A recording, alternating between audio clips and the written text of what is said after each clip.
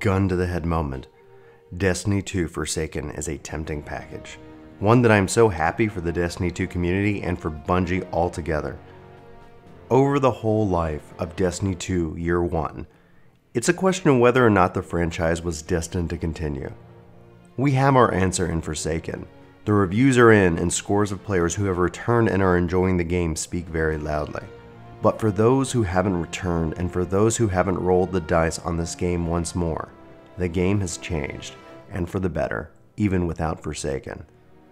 And so, it's to those players that I present my Destiny 2 Anti-Forsaken review. Destiny 2 is a fun, exciting, and adventurous game. For the most part, there isn't anything else like it on the market today.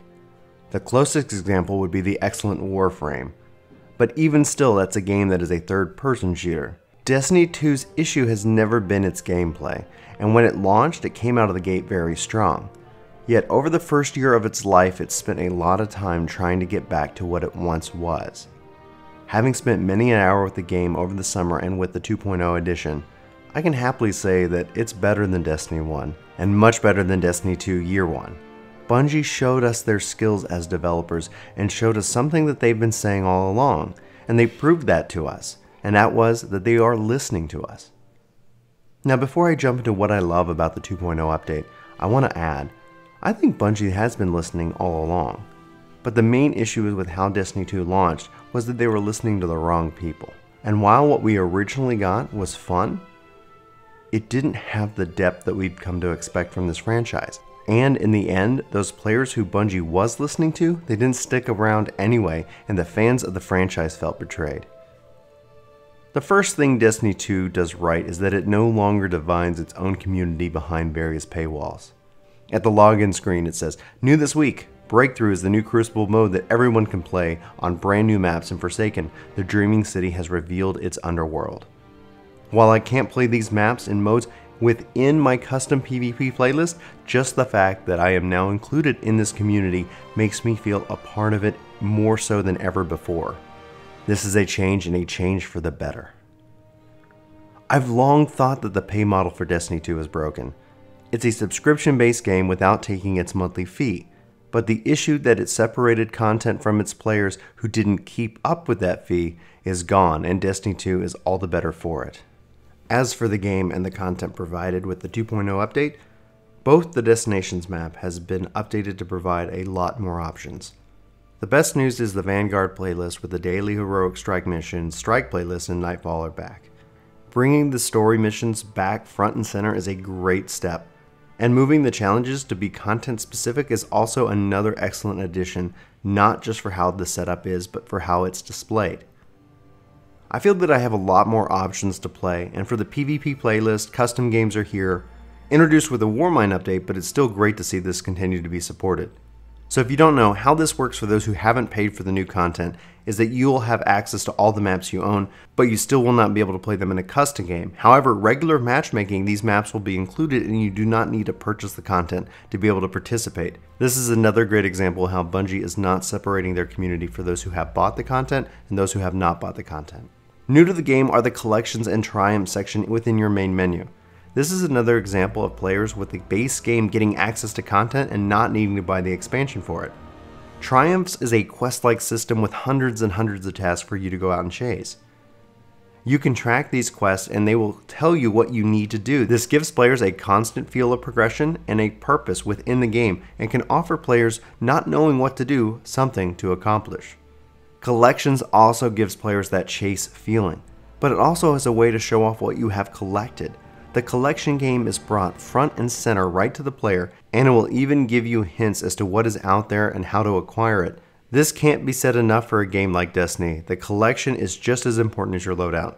Plus, the ability to see what you have acquired and to tease you as what you haven't will sure to provide lots of opportunities for those completionists out there. And finally, having the bounties make their way back to the game is a real joy. When Destiny 2 launched and the bounties weren't a part of the system, replaced by challenges and milestones, it was a bit disappointing. But with both systems in place, the game feels like it's offering you a lot of ways to play and a constant loop that is both rewarding and enjoyable. Destiny's 2 issue has never been its gameplay. In fact, it's so good that it carried Bungie through numerous missteps. The gameplay hasn't changed, it's only gotten better. With time to kills reduced, PvP is as fun as ever because it doesn't feel so much like you are not powerful, you're not a powerful guardian. So if you like PvP, I would highly encourage you check it out. The PvE content is fun too. The missions since day one I have enjoyed, and they are only getting better and better with these changes. With the weapon system rebalance, the random rolls, and the various weapon slot changes, there is always something to chase, and you'll always find yourself looking for that better drop or some new type of setup that you'll enjoy. And for the first time ever with these changes, the super ammo problem that has plagued Destiny since day one has seemed to be fixed. By giving players a small amount of super ammo, and then when you die you drop it, means that you're able to keep racking up those kills. You'll be able to keep stocking up your super ammo.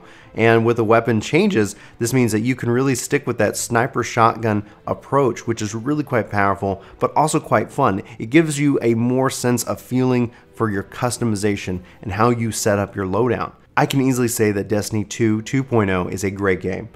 To give it a score, I would say that this game is easily an A. It's got the gameplay, the music, the content, and much more. But mostly because at its core, Destiny 2 2.0 is a better game every way from where it was a year ago. And if you're like me and you already have the game, there isn't any cost to jump in and have fun. You won't be cut off from the community or the content, minus the obvious new strikes and areas that Forsaken introduces. My only real concern here is Iron Banner with its returning to a power level matter system, and being that Destiny 2 2.0 is capped at level 30, while Forsaken owners can go up to level 50. So for the critical question, if Destiny 2 is so good, why don't I just upgrade to Forsaken? And this is a simple answer. I just don't have the time right now to fully dive into the Destiny 2 world again. This isn't saying that I won't jump in at some point in the future, but as of right now, I'm happy with jumping into some PvP when I feel like it, and who knows what tomorrow will bring.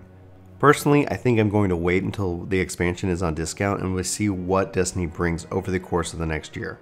Anyway, with that, my name is Brian and this is Work To Game. I hope you've enjoyed this video and review. Let me know if you're playing Destiny 2 and what you think about the new content, if I should go ahead and make the jump and try to make some time to play it. I'm looking forward to having that conversation with you all, but until next time, I hope you have a fantastic day and take care. Thanks so much for watching this video. I hope you enjoyed it. I hope if you did that you hit that thumbs up button, you leave us a comment, let us know what you like about it. If you don't like this video, obviously you can hit the thumbs down button as well. I still hope you leave us a comment regardless. If you're new to the community, I hope you hit that subscribe button. We'd love to see you back here. And as always, my name is Brian. I hope you have a fantastic day. And thanks for watching these end screens. You never know what's going to happen.